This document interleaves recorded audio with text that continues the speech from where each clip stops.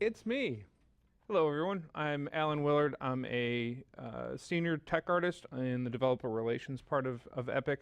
What that means is that I do lots of travel to show other companies how to use the engine. I do training events like our developer days where we invite people to come in and check out the engine. We give talks and show what we're working on, what we're doing, answer questions, things like that. So today I'm going to be talking about how to create materials for particles. I'm talking with my hands. Create materials for particles and then use those materials inside of Cascade to do more complex effects than just spawning a dot and having the dot fade out over time. Cascade and our material system can communicate quite a bit depending on how you create it, so that you can get some very unique random appearing effects and cut down on the number of textures you use, how complex your particles need to be, things like that. So to start with, I created a sample project. It's completely empty. It has the starter content, but it's starting from the blank template. And you can see I've changed the defaults for the content browser a bit. I don't prefer the folder view, though I am going to create a new folder for my example content to be in. So now that we've created that, we'll start with the material, because you can't render a particle without something to render. So creating a new material, particle material 1. And so here we are in the material editor. And the first thing I'm going to do is drop in a particle color node. When you start to type in the right-click menu, you filter down to what material expressions match that filter. There's a few material expressions specifically for particles, color being one of them. And so this, anytime I tell the particle what color I want it to be, it's communicating with the material using this node. In this case, I'm going to take the first output, which is RGB, and hook that into the emissive color. The default for this node is all white, 1 in each channel, so my material immediately starts off as white that way. And then typically I do the alpha channel, the last dot, into opacity. Now it's grayed out currently because the blend mode is set to opaque. So changing that to translucent, and I'm going to change the shading model to unlit, so it's not going to use any lighting information. So now I have a flat white sphere, or quad, depending on what shape I'm previewing. And I knocked my microphone free. So what we've got here is the simplest way that you can send particle information down to a material. We're going to get a little more complicated than this. Going back over to the content browser, I can find some nice textures. So let's say a smoke, and we've got a smoke texture. It looks like this, kind of a simple smoke pattern.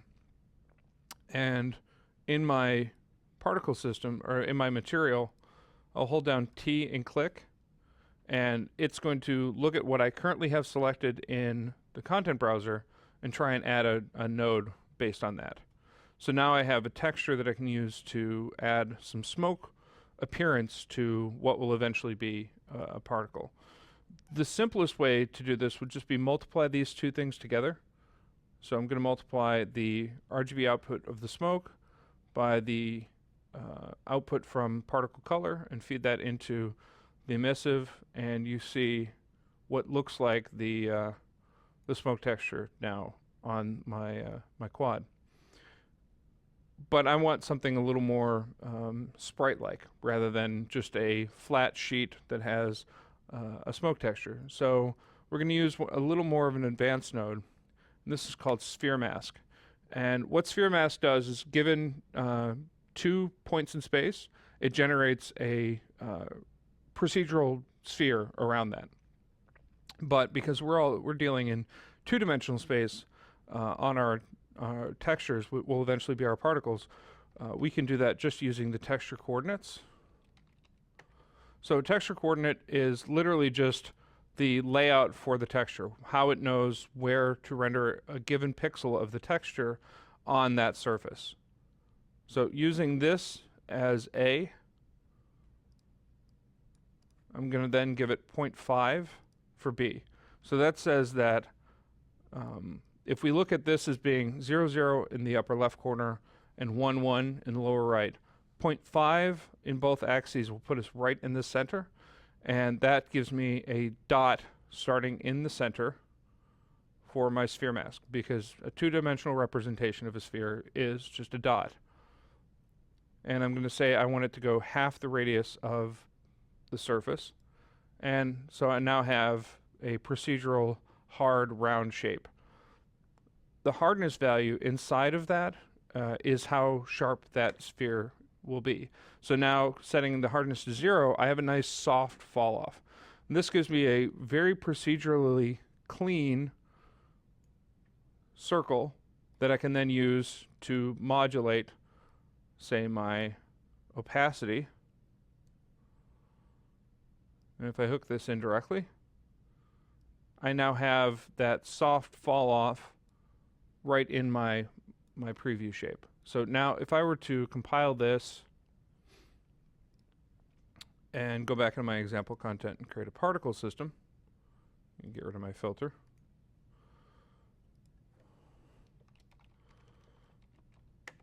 So now I have the default particle system that's created when you first open Cascade, but it uses just the simple axis cross so that we can see the orientation of the particle. I'm going to go back to my particle material, and inside that particle system in the required node, I'm going to override this default particle material. It'll recompile the material to be used on a particle system, and now I have that soft dot floating up towards the top here. And because I've hooked up that particle color node here,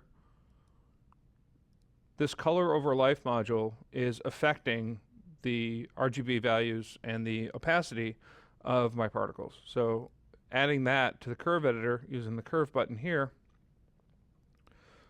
here's my alpha. So this is my opacity. So at birth to death, or 0 to 1, we go from fully opaque to translucent. If I bring this down a bit, you'll see my particle still lives the same length of time, but it's dimmer throughout its lifetime because my opacity never quite reaches maximum. And of course, if I wanted to have something that had a little more shape, I can hold Control and click, and this adds points to my curve editor. So now I can plot a little more complex curve and say at 50% of its lifetime it becomes completely opaque. So now it fades up from being transparent to as opaque as it's going to get, and then fades out again at the top. Now, going back into my particle material, most of the time when I'm doing something like a smoke texture, what I actually want to do is put the smoke in the opacity, so you get varying density based on how much of the smoke is coming through. So we're going to change this just a little bit. We're going to make the smoke a solid color, but we're going to modulate the smoke texture with the opacity instead of the emissive color. So this ends up looking mostly the same, but it means that my color will stay true. It's not being affected by whatever's going on in the texture, but my opacity is variable.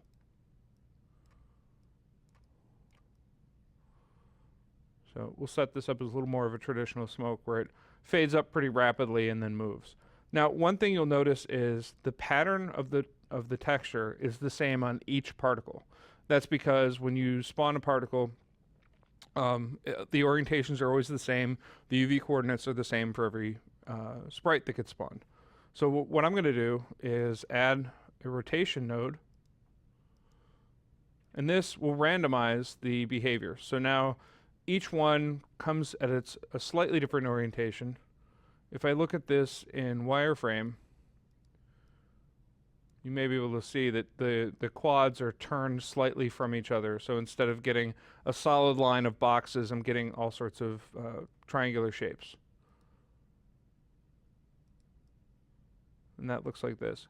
But the problem with this is now that I'm rotating it, if I want to do something that per particle goes in a certain direction, I'm starting to counteract my ability to do that because the particles are turning. So one way that I like to use the way that the material system can communicate with Cascade and vice versa is by randomizing the position of the texture in the material and just feeding that data from Cascade. And the way we do that is inside of the material editor, we have a dynamic parameter node. And this is a 4-channel data stream that can be sent from Cascade into my material. Now inside of this node we have 4 channels, each one can be named independently. So I'm going to call the first one X and the second one Y, and then I'm going to append these together. So I'm going to take the individual channels and make it a 2-vector, just like my texture coordinate would be. I'll duplicate my texture coordinate and bring that up here. So now I have a texture coordinate that is having the results of these two vectors that I've built from this dynamic parameter. So now nothing has changed yet. I'm going to change the tiling on my smoke texture by setting the tile to 0.5 in both directions. So now it's scaled up the smoke relative to each particle. So it's going to give me a bigger canvas to work within. Now, let me make sure my material is compiled. I'm also going to power my smoke here, because while it's fairly smoky, it's also fairly white, so the results are rather bright. And now, when I multiply, I get a more distinctive smoke pattern.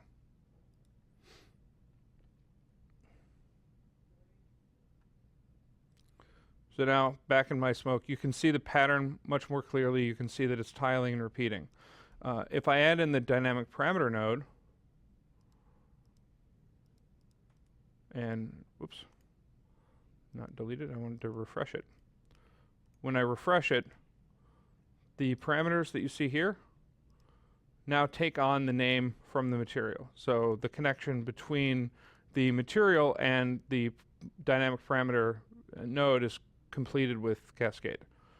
So I'm going to change the distribution from constant to uniform. So instead of a single value here, I want a range. I want 0 to 1. By setting that to be uniform, I'll get that. But I also need to set it at spawn time only.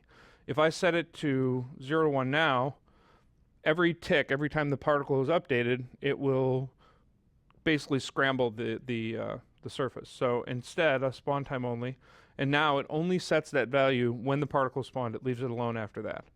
And I'm doing that in X there. I'm going to do it in Y as well.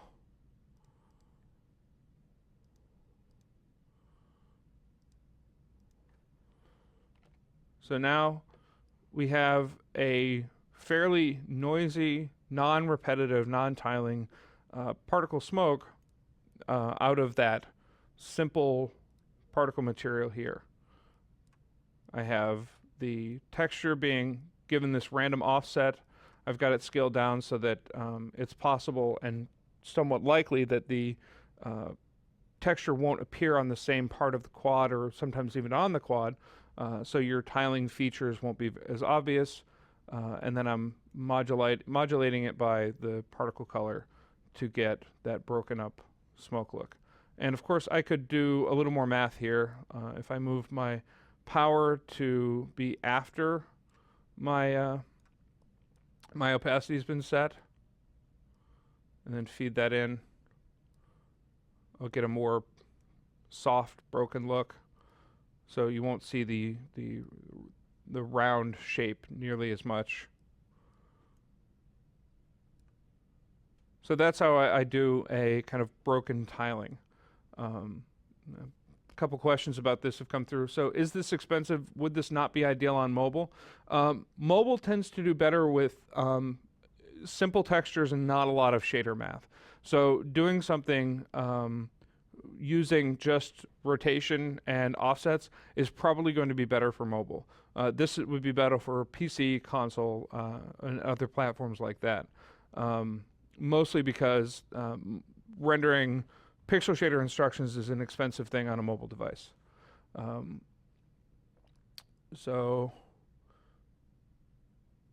would I make a tutorial about creating water C materials since there isn't a support for translucent refractive in UE4 yet, and it's kind of difficult to create decent looking water and other same looking materials? I possibly will do that in the future. That's outside of the scope of what we're doing for this particular live stream, but it is something that I have a little bit of experience with in the past. So we've got a couple other questions. I'll knock some of them out. What is the cheapest way to do particles? Is it to make lots of particles lower definition textures or higher definition textures with lower rate of particles? Again, this depends somewhat on your platform. If you're doing it mobile, then you're probably fairly conservative with your texture resolution. So you're probably going to end up with lower resolution textures and a few more particles. You just have to be careful of overdraw. And overdraw is having particles that are translucent overlapping. And that adds up very, very quickly. Smoke and fog effects, things like that, we tend to be pretty conservative with because they cost a lot in overdraw. If you're doing something where you want to fill a room, we try to use very, very few particles because if you have 3 particles that are filling the entire screen and overlapping, that actually adds up pretty quickly. In terms of the spawn rate, we try to very carefully micromanage that by using our LODs. So inside of the particle system itself, this toolbar here is how we create and manage LODs. It doesn't start with one by default, but when you create one, so if I add an LOD, I can now go to the next step down, and all of these modules have been disabled because they're exactly the same as they are in the other LOD. But if I go in and duplicate from higher, that means that this LOD has a different copy of that node or module than the parent one did. So now if I go into its rate and set the rate to be very low, now when I'm in LOD 1, which is the first one after the base, I have a very low spawn rate, but when I go to LOD 0, I get the full spawn rate back. So we carefully manage those so that our performance doesn't suffer when we have things very close or at a distance. We try to balance those. Can the particles change size over time the way opacity can? Yes, they can. We actually have quite a few things that you can do over time. Right now, I'm just changing the color and the opacity, but if I do size, anything that says by life is over the lifetime of the particle. Anything that says initial only gets set when the particle is spawned. So if you're looking to do something where your particles are always red, you can use initial color and not color over life. But if you want to do something where, like with a fire, it's going to change over time, you want to use color over life and manage that. So in changing the size of these particles, you have a multiplier, and that's the value that your initial size is going to be adjusted by. I prefer, in most cases, to lock the axes. Right now, if I add this to the curve editor, you see it's got a red, green, and blue channel. So I could actually change the X, Y, and Z scales of the particles independently. But for something like this, that's not useful. So to simplify the representation, if you lock it all at X, Y, Z, it only uses the X channel. It represents just a single value, and now I can really quickly and easily adjust that.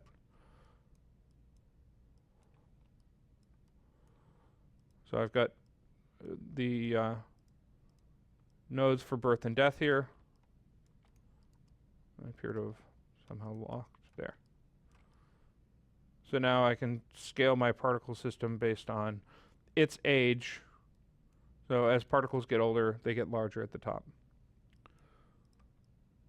So the dynamic parameter way of changing your values in a particle system, works really well if you're going to have a dynamic system that may get placed in a lot of places, could be moving, could do a lot of things. If you're looking for something that's more of an environmental effect where you don't want to have as many things going on in the particle system, but you still want to break up its appearance, there's an easy way to do that. So inside of my particle system, I'm going to get rid of my dynamic parameter behavior here. I'm going to leave my texture coordinate though. And I'm still going to set this to 0.5. So I'm still scaling my particle system, or my textures, up for the particle system. But I'm going to get the world position of the actor. This isn't the position of the particles themselves. This is the position of the emitter at wherever you place it in the world. And I'm going to take that and divide it by, let's say, 512. So now I have a coordinate in the world. I don't know what it is yet until the particle system is placed in the scene, but this is giving me access to the planes that make up the 3D environment. I only want the XY plane, the ground plane. So I'm going to mask this to red and green. So red is X, green is Y, blue is Z. I only want the horizontal plane, as I said. So I'm then going to add these together and pass it into my texture again. So now going back to my particle system, I'm back at that tiling appearance. So to break that up, I'm going to turn that rotation back on. So now I have a little more of a noise to it. But the cool thing about this is now that I've added that world position behavior, when I drag the particle system into the scene,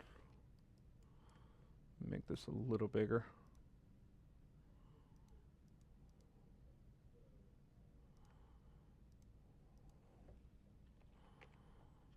And set the lifetime a little longer.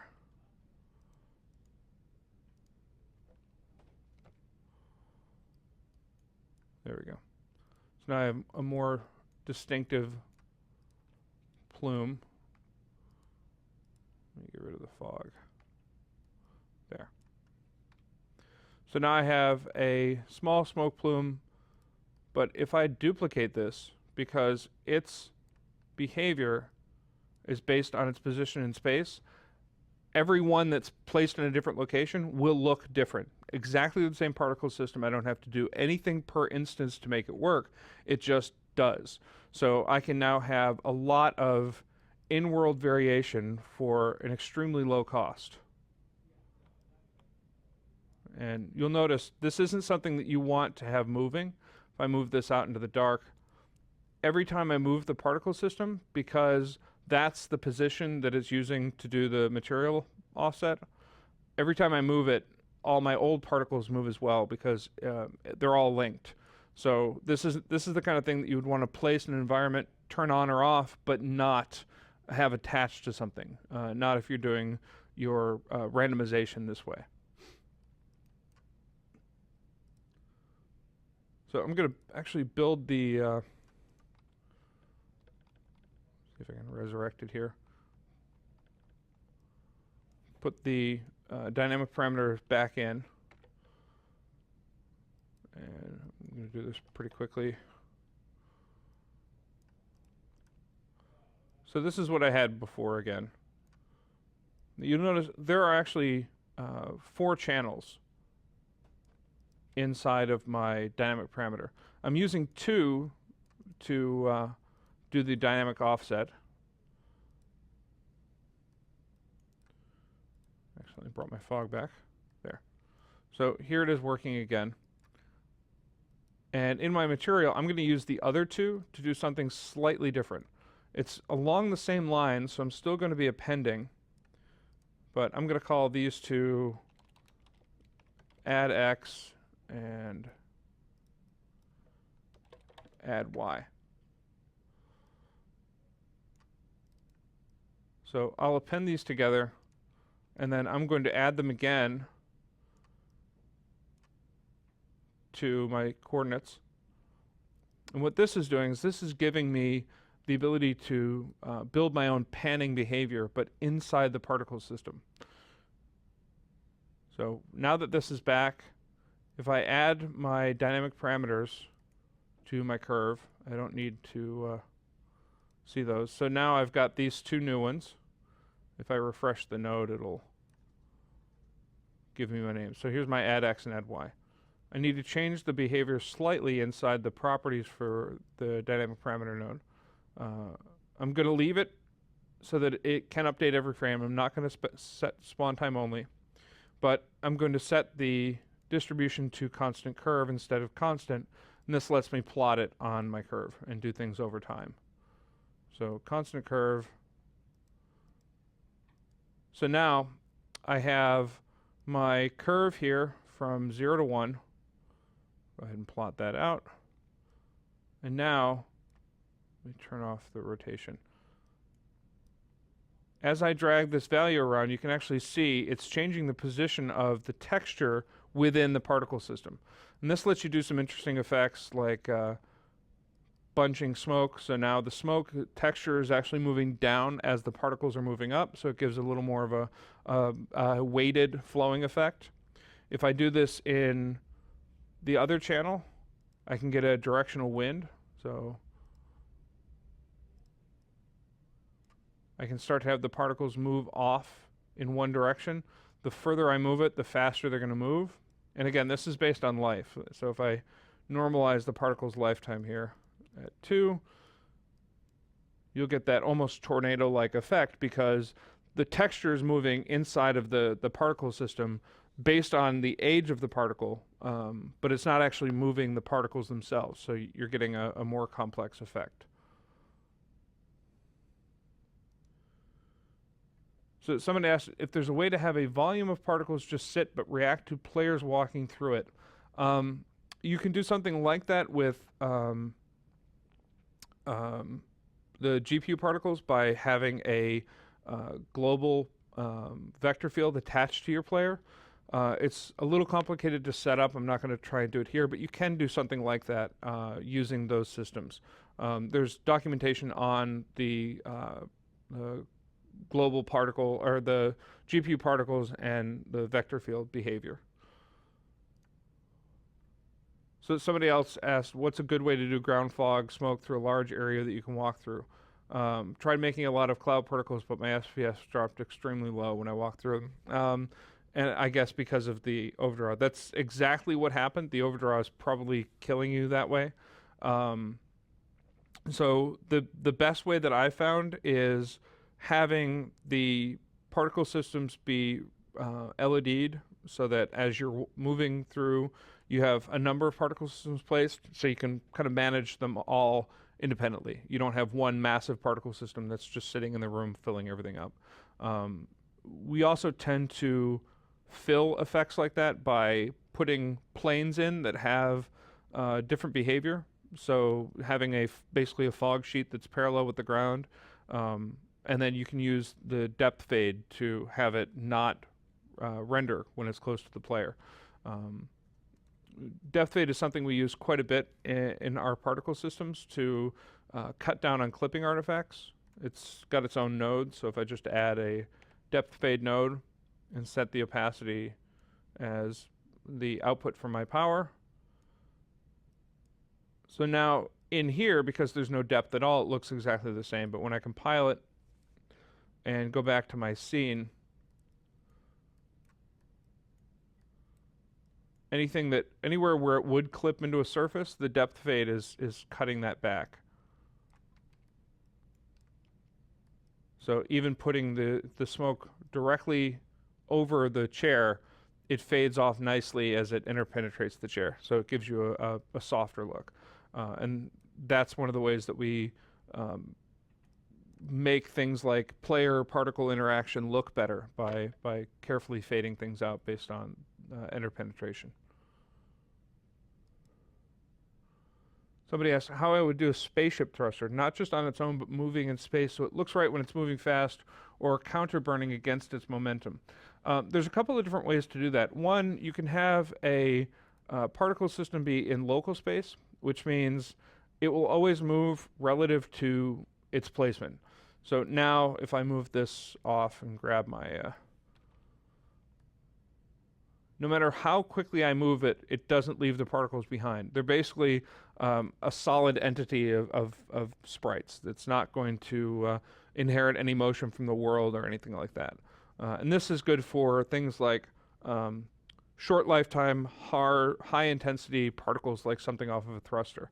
Now, if you want something that's more like a long trailing exhaust, then you would attach this to the rocket or nozzle, whatever it is, and you may end up having multiple particle systems. So within a single particle system, you could have one be local space, the other not, and have the non-local space one have more velocity. So if we bump this up a bit, so now when I move it, I've got trailing particles, not really at a high enough spawn rate to look great, but I've got the kind of core of the rocket being amplified out by the secondary ones. I could increase this size by life.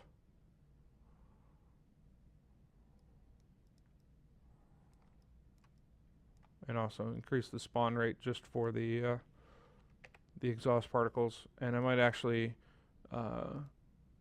have their location offset. So in your initial location module, you can give it a range. So if I wanted to say, have it spawn in the volume of the other particle system, I could do that a little more easily.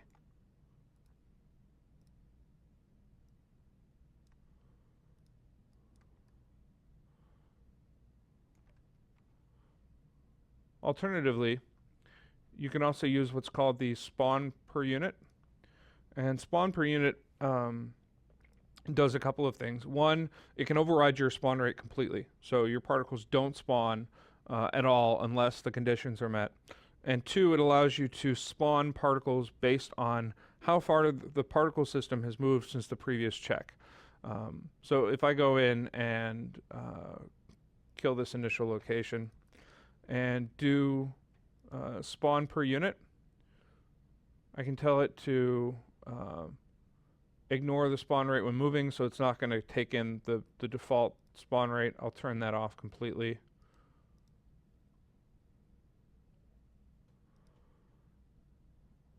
And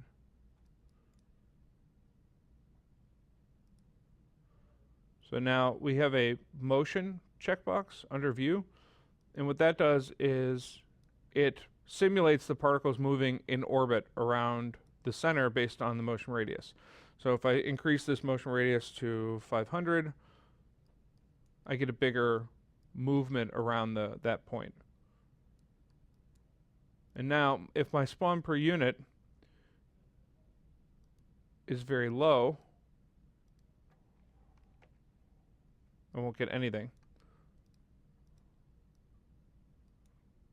But now I've given it something. So what it's basically doing is it's looking to see whether or not it's moved some percentage of the unit scalar, and then it fills in the gap between samples with particles. So you end up with something that only spawns more particles if it's moving quickly enough to trigger it. It is something you need to be a little careful with. It's easy to have something that looks really good when it's moving slow, but then spawns an unusable large number of particles when it's moving. That's something that GPU particles work very well for because we can spawn a lot of them very efficiently.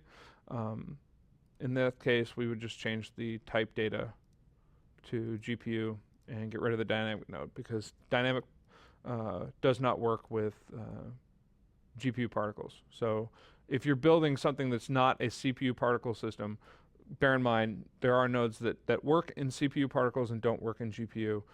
The dynamic parameter node is one of them. So I'm going to add in the initial rotation again to get a more broken up look. You could also set the initial size to be variable. So this will give me a more visually staggered look. Some particles will be larger than others. Some particles will have different rotations. If I make these numbers dramatic, you'll see even more of an impact.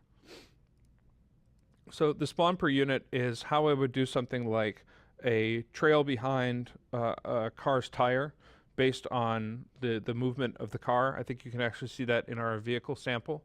You can also do things like the spaceship thrusters where it's kicking out a consistent trail. It may not be the highest spawn rate that you see, but if it slows down, you're not overspawning, and if it goes very fast, you're not getting the cotton ball look where you have puffs scattered out between points in space.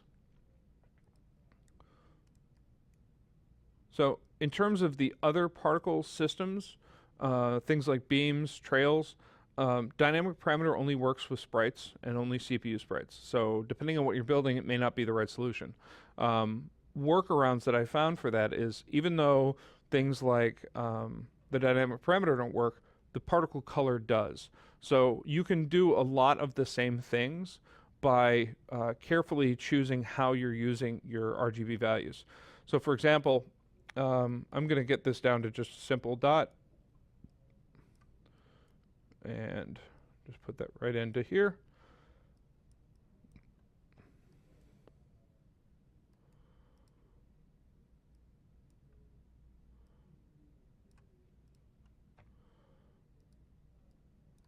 Oh, there we go. So now I just have this simple round spot. But let's say if I'm doing this in a beam system, and I'll build a beam system for that really quick.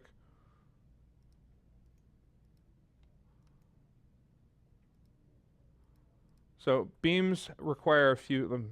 It does not need motion on. Beams require a couple of additional nodes to work. For example, the source and the target, because it needs to know where it's starting and it needs to know where it's ending.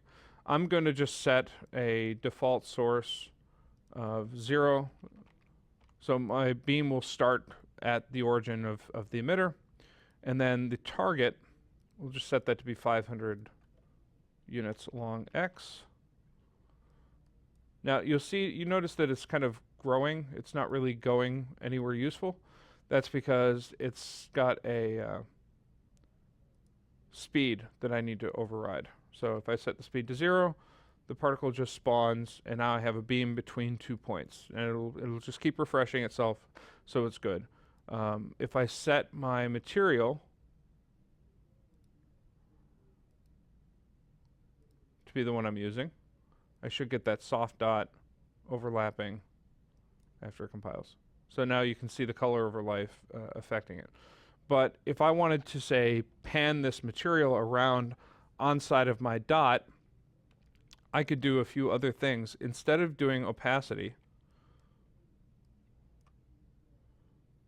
I'm just going to use the alpha channel for something else. So we're going to append this to nothing. So now my alpha has become a 2 vector, and then we're going to add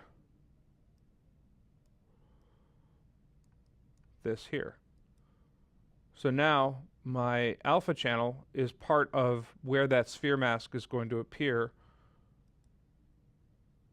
And so now I can actually control the position of that dot on my particle or on my beam.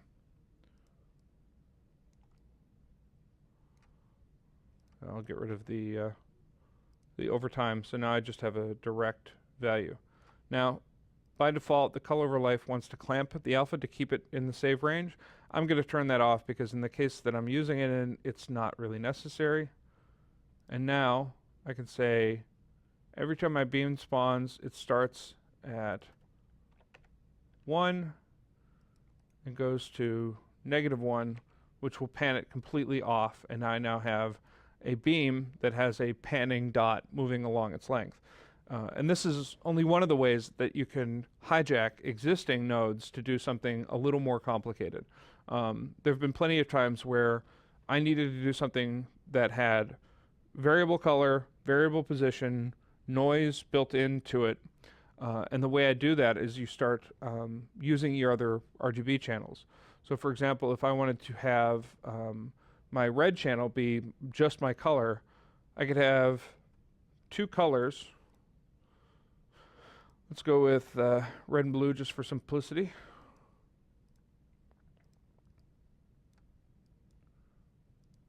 That I linearly interpolate between based on the red channel. So now, inside my particle system, my dot is red. In my color over life, I'm going to look at just the red channel and vary its value.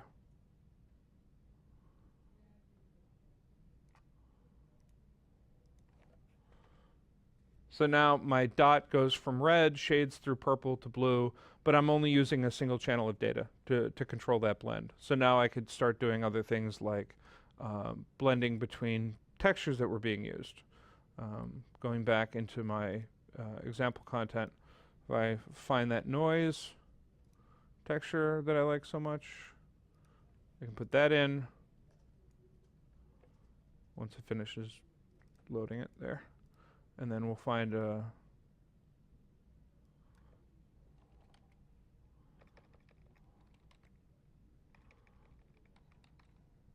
we go. We'll do the smoke again.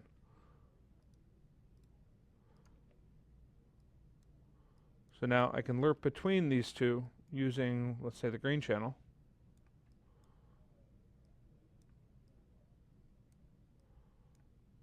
And we'll modulate the opacity with this.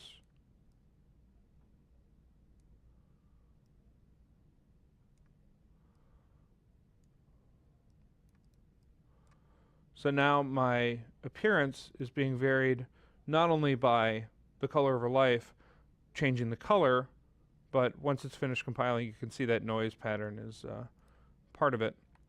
I'll go into the green channel and do the same thing here. So now it's interpolating between the noise pattern into the smoke. I could continue to change this in as many ways as I wanted by just using these three channels as raw data instead of as an RGB value. It doesn't care how you use the data in the material. It's just conveniently set up in a number of different ways. So that's a lot of the kind of complex CPU particle stuff, and obviously some beam types of materials that I've created. Talking a bit about GPU particles, there's a few other things that you can do with GPU particles that can be kind of interesting. So I still want the particle color node. I'm just completely going to gut my material here. So this is going to become a GPU particle, just feeding it directly in. This is the absolute simplest GPU particle you'll usually create. We'll kill that, and inside of my particle system, we'll take the material and assign it and tell it that it is GPU sprites. So now it's complaining it doesn't have a bounds. That's very easy to fix. Deselect all of your nodes and scroll down until you find where it says bounds. Tell it to use a fixed bounds. And for this is giving the box in space that it considers the particle system to live inside of. It assumes that if you can't see the extents of this box, that you can't see the particle system, and so it stops rendering it. And that can cause problems when you move up to a particle system so that it's filling your view, but you're looking away from the origin enough that it blinks in and out. So by giving this a large value, in this case, positive 500 for one axis and negative 500 for the other, it now thinks that the particle bounds are a little bigger, and it will be more likely to stay on screen when it should. Let me set that a little bit larger.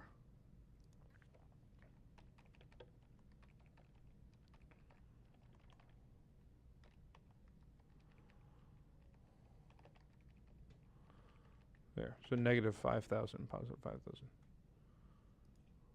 there we go. So GPU particles, because they do have different limitations, there's other ways that you can use the material data. So for example, if I do particle position world space, I can actually use this to map a texture into the coordinates of the particle system. So I'm going to do something really simple, or really similar to what I did with the actor placement, where if you place the particle system in different locations, you get a different smoke plume.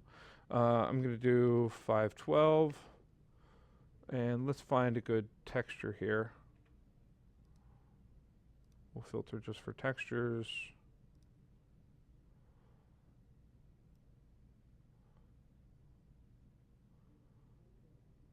This will work. Nice and noisy and kind of large. So inside of my material, I'm going to put that in, and I'm going to use one of the RGB channels of the result of this as my coordinates for my texture here. And then I'm going to feed that in as my particle color. So again, because this is position in space, masking it to just two components like this gives me the XY plane. And then in my particle system,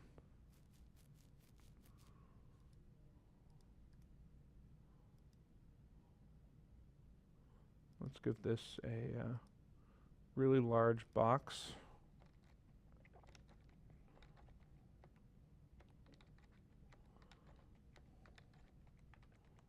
I don't need the Z coordinate.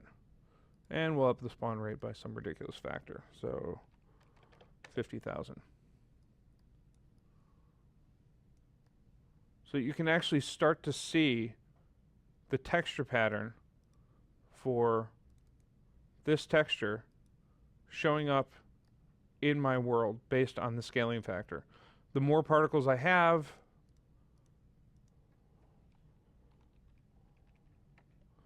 the more of the texture you'll be able to see.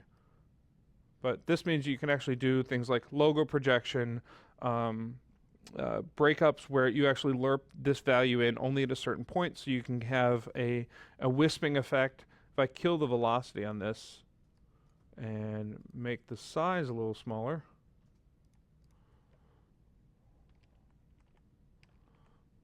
you'll get a little more apparent resolution. And let me drop this box down.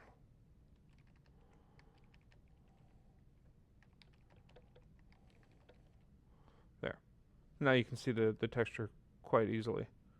Now, obviously, its minimum resolution is the size of the particles themselves, but this means that any texture that you give it, say, for example, this little hexagonal grid thing,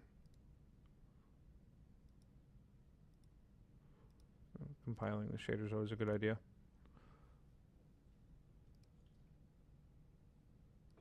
So there we go. You can see. Now, if I were to do something like find a vector displacement field,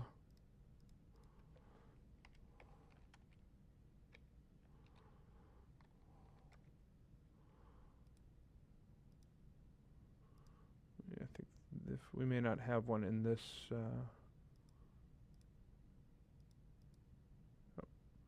Nope, just the texture.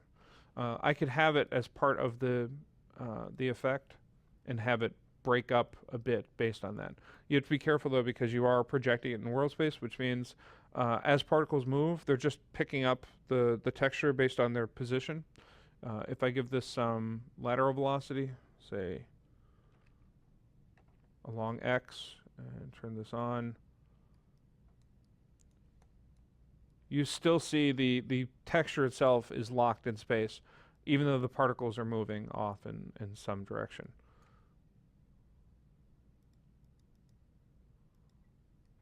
There. So what we've got is the ability to render a volume texture, essentially, over the top of the particle systems. So looking at some of the other the questions, Is there any way to spawn particles through a grayscale texture? This is about the closest that you're going to get, is the ability to use a particle to, or use a texture to determine what the particle looks like in space. There's not a current way to spawn particles from a surface based on a property of the texture, at least not correctly. There's some support for it in the spawn or the initial location module for skull divert surface location. There's an inherent vertex color. You cannot do it on GPU particles, but the idea is that when it spawns the particle on the part of the skeletal mesh, it also looks at the vertex color, and you can set whether or not it gets that vertex color on spawn. You can also set material indices, saying, let's say your arm has 3 materials, one for the hand, one for the forearm, and one for the upper arm. Even if they're all one bone, or 3 bones, and you set all of them, if you set the material index to only work on the one for the forearm, it will kill any particles that spawn off of that material index. So it allows you to have a skeletal mesh that has customized spawning locations, essentially, on the mesh. Is there any way to set a selected low poly stat mesh which will decide initial direction? That's the kind of thing that you would typically do with a blueprint. So, for example, I have a blueprint that is, I can actually do this pretty quickly. So in my example content, I'll create a new blueprint of type actor, open it up, and let's see, in my blueprint, I'm going to create a static mesh component.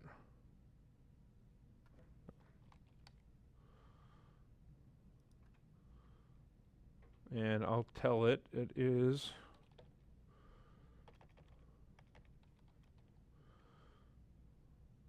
let's see, quad pyramid will work. So now let's assume that this has some directional bias to it. We'll duplicate this, and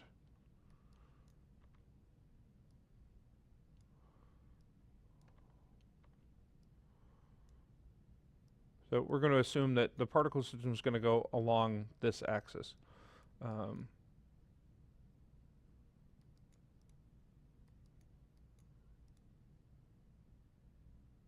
Change this to be there. So change this to be positive x just to make the math simple for me. So now this arrow essentially is pointing along positive x. If I add the particle system as a component as well, and we'll set the initial location to be a sphere. That's not too terribly large. And we'll drop the spawn rate down a bunch.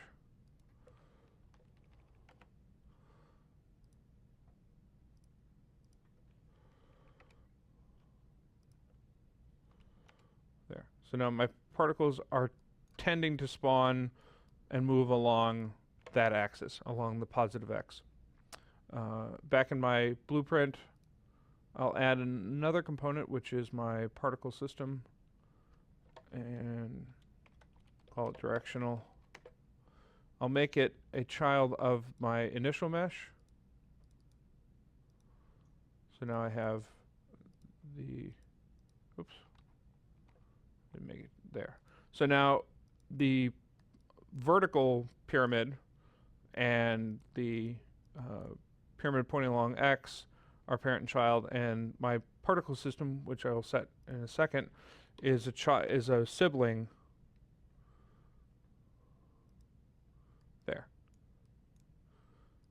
So now, back in my blueprint, I'll get rid of that one in the world.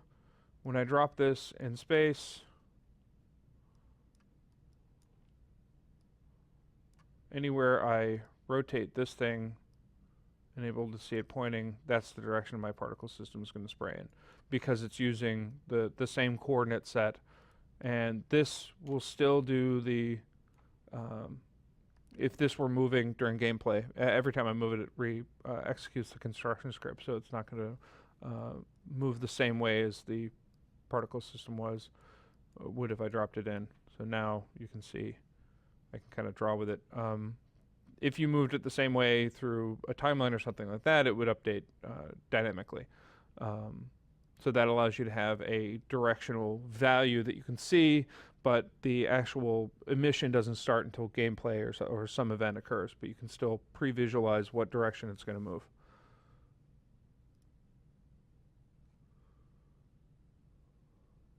So somebody asked, how do you stop GPU particles with collision from colliding with your character but not other objects? Unfortunately, there's no list of channels that particles collide with or not.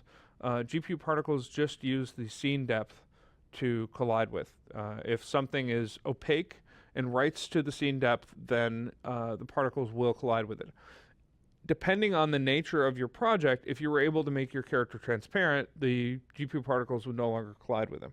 That's not going to be feasible in a lot of situations. So there's not really an efficient way of not having them collide with the player. Question, how can we create volumetric smoke that gets obstructed by moving objects next to it? Or do we need to use NVIDIA's smoke system, which doesn't support UE4? If you're talking about having something like a simulated smoke that hits things and moves around it, you can use the collision module inside of a particle system that will handle kind of the high level, don't go through these objects. Using the depth fade, we've gotten some pretty good synthesized or simulated volumetrics out of that by basically having the center of the particle fade slower, so it's not as likely to fade out. It'll look like it's present longer, whereas the edges fade out rapidly. So you get a kind of spherical volume. There's also, if you look in the content examples in the effects level, there's some examples of smoke that are pseudo-volumetric. They can accept lighting and things like that. They also cast shadows into the world. So that's a good place to set that up. Any way of making spline-based force fields, like I have a vector field that you can modify with splines instead of inside the editor, instead of baking the vector field simulation elsewhere? Not really. There's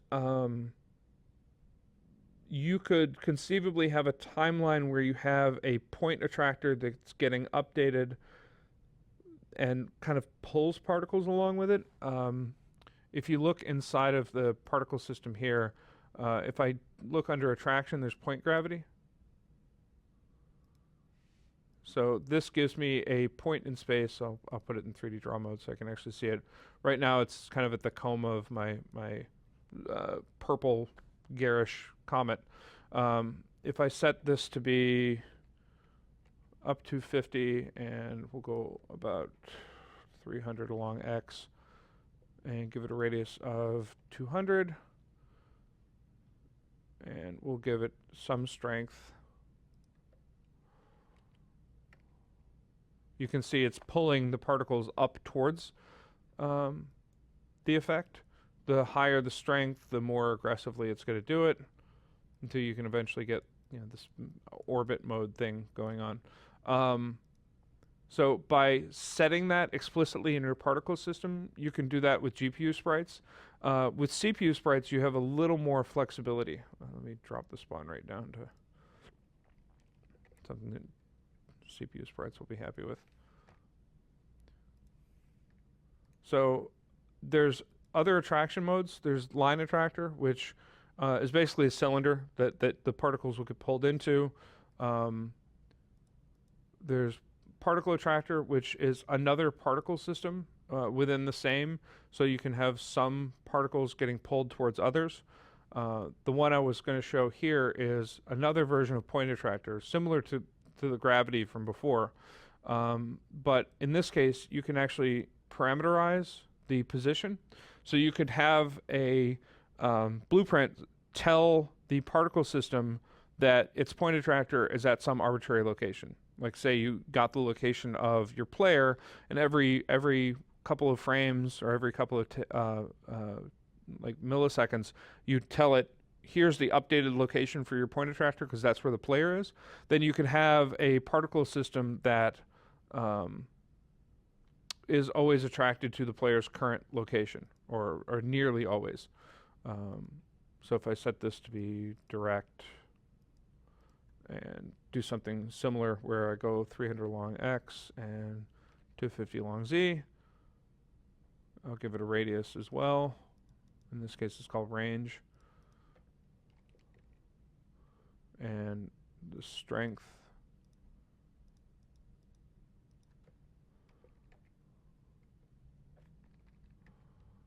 So you can see it's getting pulled up. The range is a little different, the way the values work.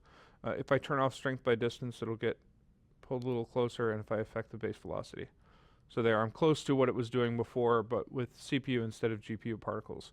And this allows you to attract to the player, to an arbitrary mesh, but it doesn't give you attraction to surfaces. So you wouldn't be able to, say, stick to the arm of the player and have that work efficiently. You could conceivably have a couple of point attractor locations that you rapidly change between so that it goes to this part, this part, this part, and if you're changing that quickly enough, you could simulate kind of a beam of attraction, but that's not really the efficient way to do that. Is it at all viable to use particles as standalone projectiles that target your player, or is there a much easier alternative? We have a projectile component that you can place in a blueprint. If you look at the Silly Geo sample content game that I did in the Learn tab, that's exactly what I'm doing. I'm spawning a particle or a particle on top of a projectile component. The projectile component handles moving and has functions for updating its velocity and direction and things like that. The particles are primarily there as visual glitter. They're there so that the player sees something and knows that it's a particle or a projectile. For my 2D game, the background is moving fast. Particles in world space disappear in an instant, and in local space, the movement looks odd. What do I need to do to keep emitted particles in a specific location on the screen? The easiest way is probably to put them in local space and attach them to your camera, so that as it moves, the particles move with it. The oddness that you're seeing may be related to temporal anti-aliasing, because the camera's moving very quickly. It's trying to anti-alias small shapes, edges, and things like that, and it can occasionally pull particles and smear them a bit, even though they look like they're moving relative to the camera. Because the background is moving quicker behind them, they tend to get kind of confused into there. Is it normal when I try to migrate particle to my game that it's all gone and there's not textures or anything? No, that should not be happening. If you can find a repro case, we would love to hear it. That's not something I've moved particles between projects. That's how we migrate a lot of our sample content into kind of easy to consume packages. So that should be working cleanly. I would suggest trying to migrate and then look at the logs inside of the editor and see if there's anything in your output log or your message log that says unable to move due to something, or can't find file for package, something like that. That may be that may give you a hint as to what's going on. Unfortunately, without the content in front of me, it's not exactly very easy to debug something like that. And I think that covers everything I had. If we have any other questions, I've got... Okay, here's one. Is it possible for particles to detect collision for floors and walls? For example, a weapon that spawns a puddle of liquid onto the floor when it impacts the floor, and also spawns onto the wall when it hits the wall, but also spawns on both when it impacts an intersection. Since the decal system stretches across multiple objects, I thought this could be a workaround instead. There's nothing inherently in there to do that, though. We do have... there's the particle event system, and what that is inside of a particle system you can generate events, So I can add one, and I can say what type it's on collision and the frequency. So I set it to 1. So every time it collides with something, it's going to send out this event. And if I call this event hit, and I'm going to set a radial velocity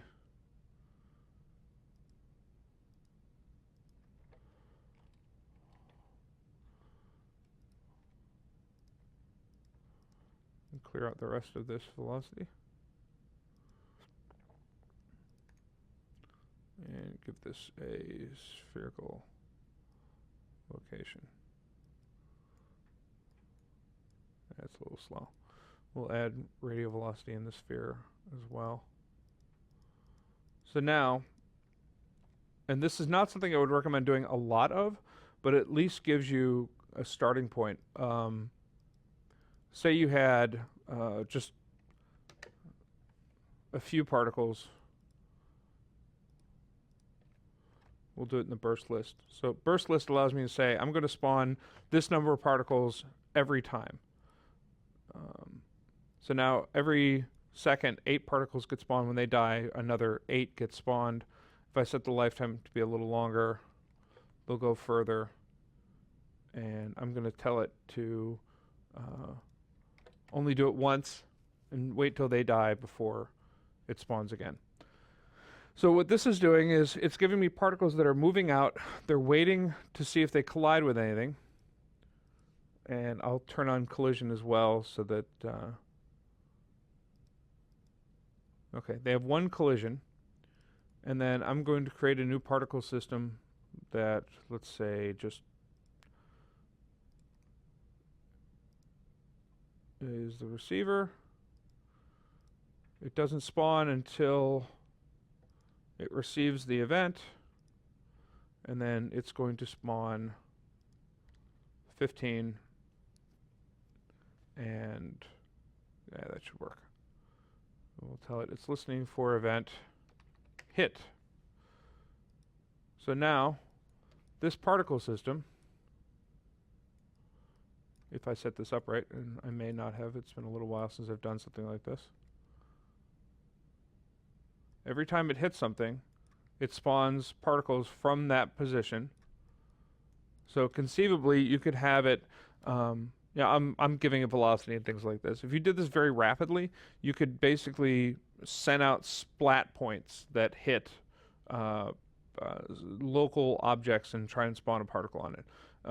By getting the particle velocity, you could conceivably figure out where your wall is and stuff like that. But this isn't a solution to your problem. This is a workaround that might help you get to something that's useful for what you're looking for. It's like I said, it's not a fix, and it's not the right way to do that feature.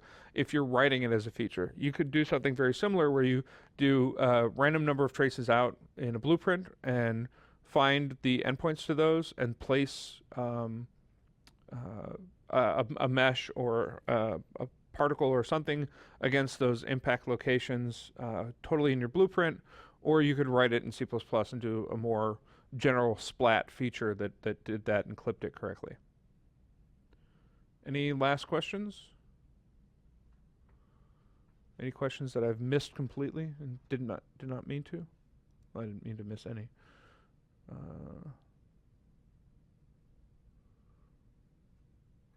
If I make a charged shot particle, think Mega Man R-type, where after certain intervals the particle grows, changes color, would you use one emitter per projectile, or combine them all and set parameters to show the right particle for the charge? It's an interesting question. A lot of it has to do with how complex and expensive your particle system is. It's probably easier to have nested particle systems that you kick on and off at the right times. So you're doing kind of the animated style where the bullet is traveling and then it gets a fireball and then the fireball gets a bigger fireball. I would probably do it by having successive particle systems that you turn on, mostly because later on, if you decide you're not happy with the timing or if you want to change the color, the more complex a single particle system is, the harder it is to make those kind of changes and have them be efficient, right? You don't want to lose a day making a simple change to timing because your one particle system has all these other options that are being driven externally. If you have a fairly simple group of particle systems that are getting turned on and off sequentially, it becomes much easier to make small tweaks and tunes. Particles may have a timeline where their effects change over time. Can materials support same things? If we use procedural ones like with substance, which will let them age, get rusty or dirty or damaged over time, will we see the change over time in real time, either fast or slow? Not quite sure what you're going for with that. Materials can have a large number of parameters set that are driven externally. Think matinee or a timeline where, say, I have a rust amount or weathering value that's doing anything from just a simple lerp or as complicated as 5 different textures changing slightly and being blended differently based on a single input. Those are very possible inside of materials. You can do it on a per instance basis. You can have it driven within a blueprint. You can have it driven by matinee. You can even have it driven by game code, where your entire environment is just reading from the global material parameter collection and says, here's the age of my room, and then the level blueprint is changing that value. So everything around you changes in age based on those values being adjusted. So it's certainly possible to do changes over time in real time. The speed and complexity of that is totally up to you. I believe that's everything. So thank you very much for tuning in. I hope it was educational and hopefully not terribly stilted and somewhat entertaining. We will be doing more of these, I'm sure, in the future. Because I didn't generate any new content, there's not a sample project. Everything I did was directly out of the sample content that comes when you create a new project. So you should be able to follow along and try a lot of the stuff I did and see how it works for your projects. My name is Alan Willard, and thank you very much.